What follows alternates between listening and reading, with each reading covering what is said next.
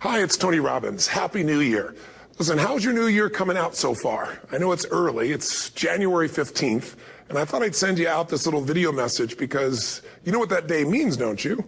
January 15th is the cutoff. Statistics show that 95% of the people that actually made a New Year's resolution have already broken it by today. And that's if you even made a resolution. Now, if you're the exception to that, I'm thrilled for you, and I support you, and I say keep rocking it. But if you've missed, maybe I could drop you a quick little message or two here that can help you not only recover, but get way beyond just making some New Year's resolution and make some real lasting change in your life. I mean, think about it. Most people don't even make a resolution anymore. Why?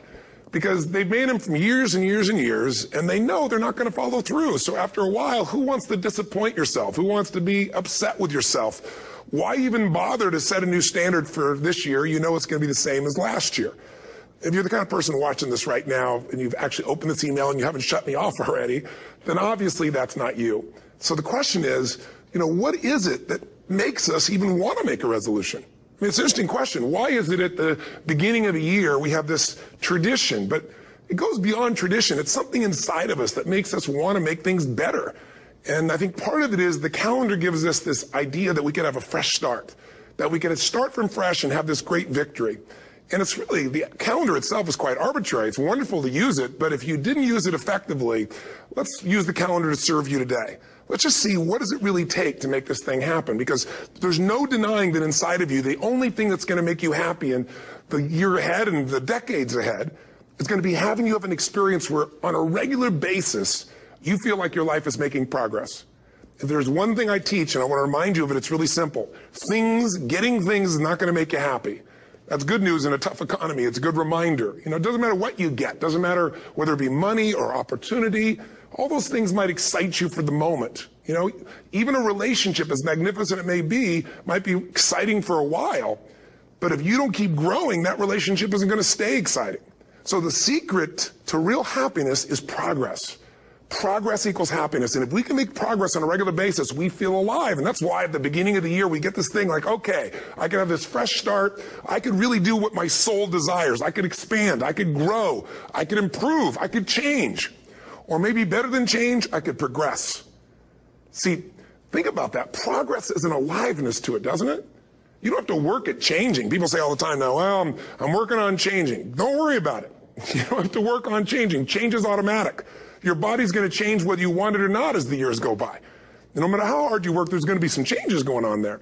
The economy is going to change no matter what you want it to do. The weather is going to change. Relationships are going to change. Everything in life is always changing. We don't have to work on change. Change is automatic, but progress is not. So if you want to make real progress, then you really got to look at your life in a different way. You got to say, I got to take control of this process and not just hope it's going to work out like people do who make a resolution. Because really, isn't that what they're really doing at the beginning of the year? They're saying, well, here's my resolutions for the year, and they really basically tell you their wishes. It's their wish list. It's what they hope it all comes together. And then they call it a resolution, but they don't know what a resolution is. When you resolve something, to have a resolution is to resolve it. When you've resolved, this is how it's going to be. That's when you cut off any possibility except the thing you've committed to. It's like the old adage, if you want to take the island, you burn the boats. Because when you burn those boats, there's no going back. You're going to find a way to make things work. And most people, they're stating what they hope will come together. And if it doesn't happen, then they're disappointed, but they're not too disappointed because they're not too vested. What does it take to successfully create a lasting change in your life? To not only have a New Year's resolution you follow through on, but really have a lasting change? Well, the first step for lasting change is very much like making a New Year's resolution. Fundamentally, it's the same. The first step is you got to have a vision for what it is you really, truly want. Not what you think you want or what you should have. I mean, what are most people's New Year's resolutions? I'm going to stop eating sugar. I'm going to stop smoking. I'm going to lose 10 pounds. The problem with that is it's not very inspiring for most people. It's not telling you what you're going to get. It's only what you're not going to do. And it's kind of hard to have you move forward with that. A vision is about what you're here to create. A vision that really works is one that excites you. If you say, well, my resolution, my goal, my outcome for this month, this week, this year is to lose X number of pounds, that's okay, but it's not very compelling.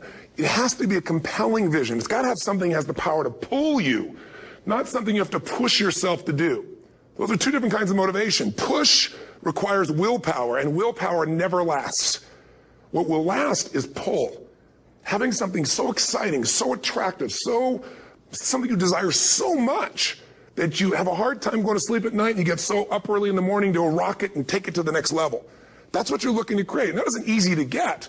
But one of the reasons we do seminars and events and we say, why do that? Why not just read a book or something? Is because when you get in an environment where you're with people that are being put in a peak state, like when you're going to a sporting event, if you watch a sporting event at home, it might have a certain level of excitement. But when you're in a stadium with 50,000 people, suddenly it has a whole different level of intensity. And we feel that. And the bottom line of our follow-through comes down to our emotional intensity. In a different state of mind, you're going to come up with a much better and a more exciting vision than if you're sitting on the couch going, okay, what are my new resolutions for this year? And you're doing it the morning after the new year has started and you're a little inebriated and the football game's on in the background. Probably not going to have the power of focus there. Probably not going to have the power of the energy to create something that's going to pull you for this year. And you got to do that. So it's got to be a vision that's compelling. Something that it's going to be a gift to make sure that it happens. And also, along with that compelling vision, you got to have strong enough reasons that you're going to follow through when the going gets tough.